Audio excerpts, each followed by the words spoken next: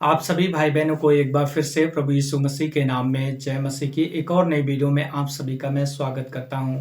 मेरे भाई और बहन, आपने अपने जीवन में कहीं न कहीं इस शब्द को जरूर सुना होगा, कड़वाहट। कड़वाहट एक ऐसा भयानक पाप है इंसान के जीवन में जो उसकी खुद की जिंदगी के साथ साथ दूसरे की जिंदगी को भी तबाह और डिस्ट्रॉय करने के लिए प्रेरित करता है और उकसाता है। बाइबल से मैं 3 ऐसे उदाहरण बताऊंगा जो कड़वाहट में भरकर दूसरों की जिंदगी को ले लेते हैं। इसलिए वीडियो के अंत तक जरूर बने रहें, वीडियो को बिल्कुल स्किप ना करें। मरकुस रचित सुसमाचार में हम कहानी को पढ़ते हैं, अध्याय 6 और वचन 17 से। इस कहानी को मैं पढ़ नहीं रहा हूं, आप समय निकाल कर जरूर पढ़ लेना। यहाँ पर इस प्रकार से है, यूहन्ना बपतिस्मा दाता उन दिनों प्रचार कर रहा था और हेरोदेस राजा राज्य कर रहा था। और ये हेरोदेस राजा अपने भाई की पत्नी फिलिप्पुस हेरोदियास को से विवाह कर लेता है। और ये यूहन्ना बपतिस्मा दाता ये हेरोदेस से बोलता है कि तुझे अपने भाई की पत्नी को नहीं रखना चाहिए, तूने ये गलत किया है। अर्थात हेरोदियास ये बात को सुनती है और उसके मन में यूहन्ना बपतिस्मा दाता के प्रति कड़वाहट और एक बैर आ जाता है। और इसी स्त्री के कारण हेरोदेस ने यूहन्ना बपतिस्मा दाता को पकड़वा कर उसको जेल में डलवा दिया था। राइट समय का इंतजार वो महिला कर रही थी और स्त्री कर रही थी। एक दिन राजा का जन्मदिन आया। राजा ने अपने प्रधानों को, अधिपतियों को और तमाम उस समय के लोगों को, जो उसको कुटुंब जानने वाले लोग थे, उनको इनवाइट किया। और उसकी बेटी ने उस बर्थडे में, राजा के बर्थडे में, एक अच्छा सा डांस परफॉर्म किया। और राजा उस बेटी का, अपनी बेटी का डांस देखकर खुश हो गया और बेटी से कहा, आज तुझे जो मांगना है मुझसे मांग, मैं अपना आधा राज्य तुझे दे दूंगा। और ये बेटी अपनी माँ के पास जाती है कि राजा इस प्रकार से कहता है, मैं राजा से क्या मांगू। वचन एक पढ़ ही देता हूं, तब आप अच्छी रीति से समझ पाएंगे। मरकुस रचित सुसमाचार 6 अध्याय वचन 24 में लिखा है, उसने बाहर जाकर अपनी माता से पूछा, मैं क्या मांगू। वह बोली, यूहन्ना बपतिस्मा देने वाले का सर।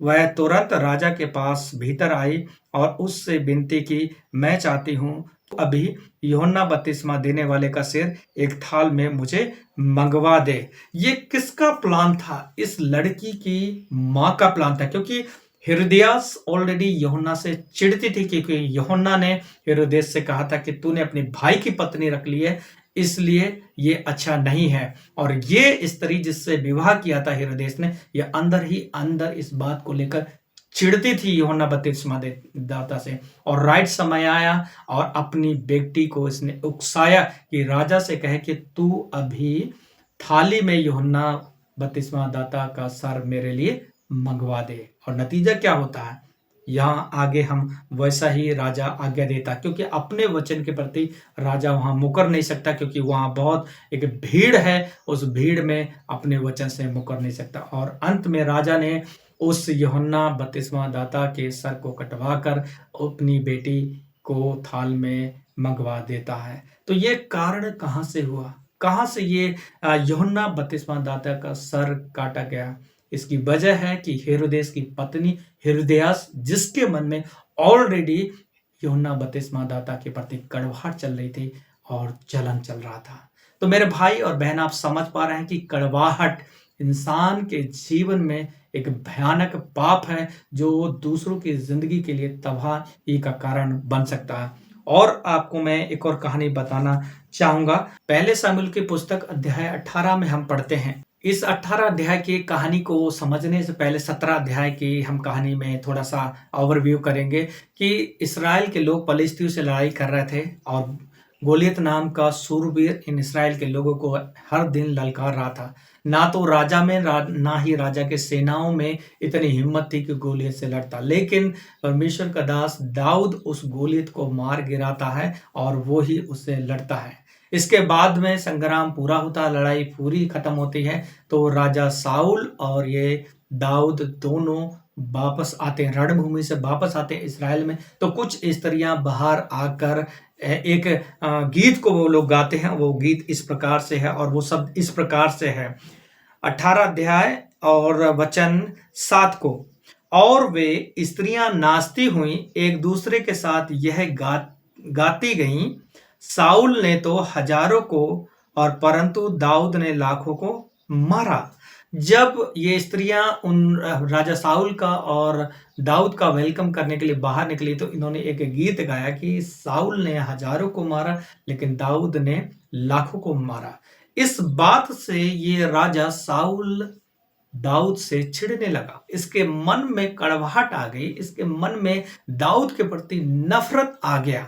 आगे कहानी अगर आप पढ़ेंगे तब क्या लिखा 8 वचन में, 18 वचन के 8 वचन में, तब साउल अति क्रोधित हुआ, इसे गुस्सा आ गया उस शब्दों को सुनकर कि मैं राजा हूं और ये स्त्रियां मेरे बारे में ये गाती हैं कि राजा साउल ने हजारों को लेकिन दाऊद ने लाखों को मारा। इस वजह से ये राजा साउल दाऊद से चिढ़ने लगा आगे, और यह बात उसको बुरी लगी और वह कहने लगा, उन्होंने दाऊद के लिए तो लाखों और मेरे लिए हजारों ही ठहराया, इसलिए अब राज्य को छोड़, उसको अब क्या मिलना बाकी है। उस दिन से साउल दाऊद की ताक में लगा रहा। अर्थात इस बात को सुनकर साउल राजा दाऊद की ताक में लगा रहा। अर्थात कहने का मतलब क्या है, साउल के मन में राजा दाऊद के प्रति कड़वाहट आ गई। और आप आगे कहानी पढ़ेंगे, यही राजा साउल दाऊद को मारने का कई बार प्लान करता और कोशिश करता, लेकिन परमेश्वर की दया से दाऊद बचता रहता है। तो यहां भी हम देख रहे हैं कड़वाहट, राजा साउल के मन में दाऊद के प्रति कड़वाहट आ गई और उस कड़वाहट के कारण ये व्यक्ति उसके जान के पीछे पड़ गया। एक और कहानी आप लोगों को बाइबल से मैं बताना चाहूंगा और ये मिलता है उत्पत्ति की पुस्तक अध्याय 37 और वचन 3 और 4 और 8 और 11 में। इस कहानी को मैं पढ़ूंगा नहीं, आप सब जानते हैं। यूसुफ के बारे में लिखा है कि याकूब अपने सारे बच्चों में से यूसुफ को प्यार करता था और याकूब इस समय बूढ़ा हो चुका है और बुढ़ापे की लाठी यूसुफ है, और ये चीजों को देखकर उसके भाई लोग उससे नफरत करना शुरू कर देते हैं, उससे कड़वाहट रखते हैं, उससे जलन रखते हैं, और ये कड़वाहट और ज्यादा बढ़ती चली जाती है जब यूसुफ ने स्वप्न देखा कि सारे तारे और सूर्य और चंद्रमा क्या कर रहे हैं, एक तारे को दंडवत कर रहे हैं। एक पूला खड़ा है और सारे पूले मिलकर उसके पूले को दंडवत कर रहे हैं। इस वजह से वे और भी ज्यादा कड़वाहट से, नफरत से, जहर से यूसुफ के प्रति उसके भाई लोग भर गए।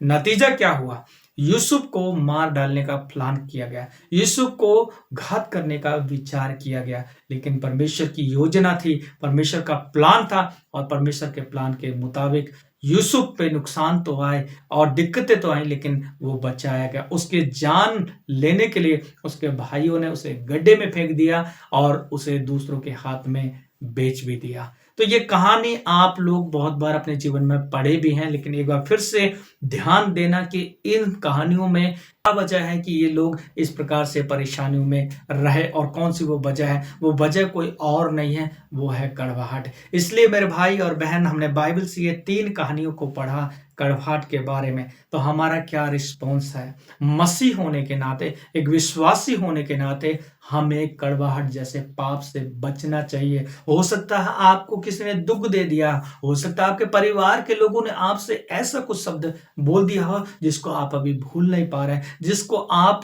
पचा नहीं पा रहे हैं और जिसको आप एडजस्ट नहीं कर पा रहे हैं। और कहीं ऐसा नहीं कि आप उस कड़वाहट में जिंदगी जी रहे हैं, अर्थात पाप में जिंदगी जी रहे हैं, लेकिन प्रभु यीशु मसीह के पीछे चलने वाले और उस पर भरोसा करने वाले मैं और आप लोग हैं। तो हम लोगों को अपने जीवन में कड़वाहट दूर रखना चाहिए और कड़वाहट जैसे पापों से हमें बचना चाहिए, ताकि हम परमेश्वर के साथ में अच्छी रीति से चल सकें और परमेश्वर के नाम की महिमा हो। मैं आशा करता हूं कि इन उदाहरणों से आपने कुछ ना कुछ सीखा है, तो जरूर आप अपने यार दोस्तों को शेयर करें, और यदि आप वीडियो अच्छी लगी है तो आप जरूर हमारे चैनल को सब्सक्राइब करके बेल बटन दबा लें, ताकि आने वाली हर एक नई वीडियो सबसे पहले आप तक पहुँच सके। प्रार्थना करेंगे।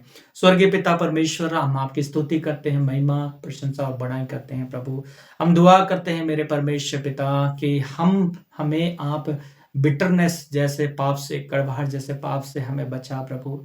हमें क्षमा का हृदय दे प्रभु जी। ओ परमेश्वर पिता, ताकि हम तेरे समान चल सकें, आपके समान हमारा व्यवहार हो सके प्रभु। आज जितने भी भाई और बहन क्षमा नहीं कर पा रहे हैं और किसी के प्रति अपने दिल में कड़वाहट को लेकर जी रहे हैं, चाहे वो फैमिली मेंबर क्यों ना हो, चाहे वो कोई पड़ोसी क्यों ना हो, चाहे इनके स्टाफ हो, चाहे इनके ऑर्गेनाइजेशन कोई भी कोलिग्स क्यों ना हो, यीशु के नाम से पवित्र आत्मा आप अपने लोगों को शक्ति दे, सामर्थ्य दे, ताकि प्रभु जी ये उस कड़वाहट से निकल सके प्रभु जी, और किसी भी बड़ी गलती में ना फंसने पाए। मेरे स्वामी, आप अपने लोगों की सहायता करें और मदद करें प्रभु। धन्यवाद देते हैं सारी बातों के लिए, यीशु मसीह के नाम से दुआ मांगते हैं।